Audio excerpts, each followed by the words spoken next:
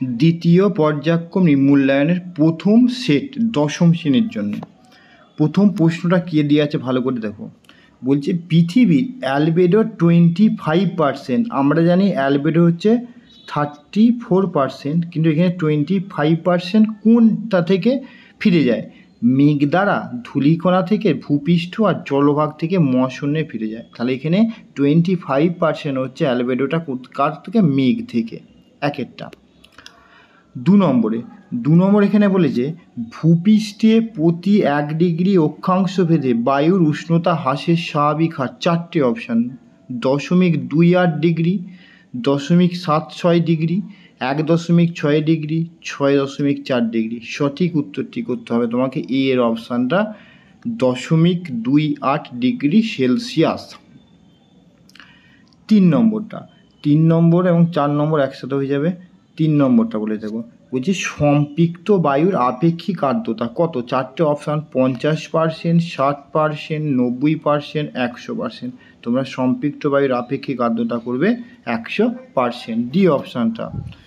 তারপরে 4টা, মরা কোটালের সময় পৃথিবী, চাঁদ ও সূর্য হেলে থাকে কত কোণে? 360 ডিগ্রি, 180 ডিগ্রি, 90 ডিগ্রি আর 45 ডিগ্রি। সঠিক অপশানটা করবে তোমরা মরা কোটালে। হচ্ছে একটি জোয়ারের সঙ্গে পরবর্তী জোয়ারের সময়ের ব্যবধান 6 ঘন্টা 12 মিনিট, 12 ঘন্টা 26 মিনিট, 18 ঘন্টা 39 মিনিট আর 24 ঘন্টা 52 মিনিট। সঠিক অপশানটা করবে একটি জোয়ার আর একটি ভাটার মধ্যে একই স্থানে পার্থক্য হচ্ছে 12 ঘন্টা 26 মিনিট জোয়ারের সাথে জোয়ারের। ভারতের জনগণনা প্রথম শুরু হয় কত সালে? 1867 খ্রিস্টাব্দে, 1861 খ্রিস্টাব্দে, 1871 খ্রিস্টাব্দে, 1872। এইখানে তোমরা সঠিক অপশানটা করবে সি এর অপশানটা, 1871 খ্রিস্টাব্দে।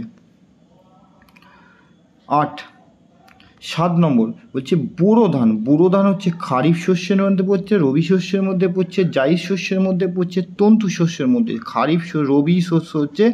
রবি শস্যের মধ্যে পড়ছে বোরো ধানটা। এখানে 7-এর বি অপশানটা করবে। ভারতের শিল্পক্ষেত্রে নিযুক্ত জনসংখ্যা 24%, 34%, 44% আর 54%।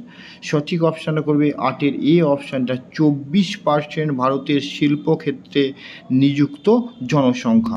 বিয়ের দাগের এখানে কী বলেছে? নিচের প্রশ্নগুলি নির্দেশ মতো উত্তর দাও। অ্যাটমোমিটার দ্বারা বাষ্পীভবন মাপা হয়, এটা তোমার হচ্ছে শুদ্ধ। আবহাওয়ার মানচিত্রে এই চিহ্নটা দ্বারা, এই চিহ্নটা দেখো এইভাবে করা আছে, এই অংশটা, এইটা মানে হচ্ছে তোমার 4 ভাগ আর একটা, তাহলে মোট হচ্ছে 8 ভাগ, 8-এর মধ্যে আছে 5, তাহলে এই চিহ্ন দ্বারা 8-এর, তাহলে 5-এর 8 অংশ দ্বারা মেঘাবৃত করে দেবে। তারপরে তোমার 2, একমাত্র ড্যাশ পদ্ধতিতে বায়ুমণ্ডল সরাসরি উত্তপ্ত হয়, এখানে লিখে দেবে বিকিরণ, বয়সই র মধ্যাহ্ন, বিকিরণ। ঠিক আছে। তারপর যে উষ্ণতায় আর্দ্র বায়ু জলীয় বাষ্প দ্বারা সম্পৃক্ত হয় তাকে বলা হবে, সম্পৃক্ত হয়ে গেলে তাকে বলা হবে শিশিরাঙ্ক। তালবস্যই হস্যই রয় আঁকা উঙায় কয়ে, শিশিরাঙ্ক। 3, হিলিয়াম স্তরের ঊর্ধ্বে কোন স্তর রয়েছে? তার উপরে রয়েছে হাইড্রোজেন স্তর, হাইড্রোজেন স্তর লিখে দেবে। 4, এল নিনোর প্রভাবে প্রশান্ত মহাসাগরের পশ্চিম উপকূলে উষ্ণতা বৃদ্ধি পায়। হ্যাঁ, এল নিনোর প্রভাবে উষ্ণ সমুদ্রস্রোত পশ্চিম উপকূলে তাপমাত্রা বৃদ্ধি পায়। সূর্য চন্দ্রের মধ্যকার দূরত্ব সর্বনিম্ন হলে তাকে পেরিজি বলে। হ্যাঁ, এটাও তোমার হচ্ছে শুদ্ধ। সমুদ্র স্রোতের উৎপত্তির মূল কারণ কি? নিয়ত বায়ুপ্রবাহ লিখে দেবে, নিয়ত বায়ুপ্রবাহ সমুদ্র স্রোত সৃষ্টির মূল কারণ।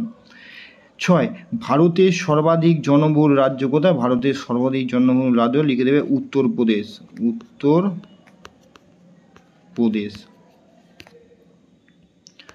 তারপর হচ্ছে 7, ভারতের দীর্ঘতম জাতীয় সড়ক NH-47, এটা তোমার অশুদ্ধ। বর্তমানে ভারতের দীর্ঘতম জাতীয় সড়ক হচ্ছে NH-44, ন্যাশনাল হাইওয়ে 44।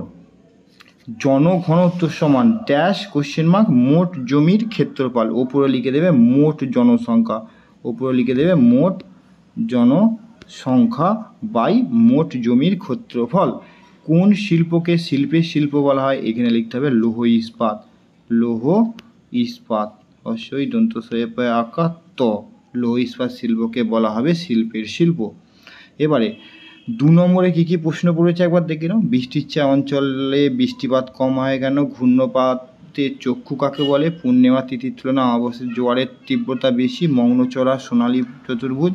আর 5 নম্বরে দুটো পৃথিবীর বায়ুচাপ বলয়ের অবস্থান, উৎপত্তির কারণ, তার সাথে তোমার বিভিন্ন বৃষ্টিপাতের শ্রেণীবিভাগ, চিত্রসহ আলোচনা, কৃষি ব্যবস্থার বৈশিষ্ট্য আর পূর্ব ভারতের লৌহ ইস্পাত শিল্পের কেন্দ্রীভবনের কারণ।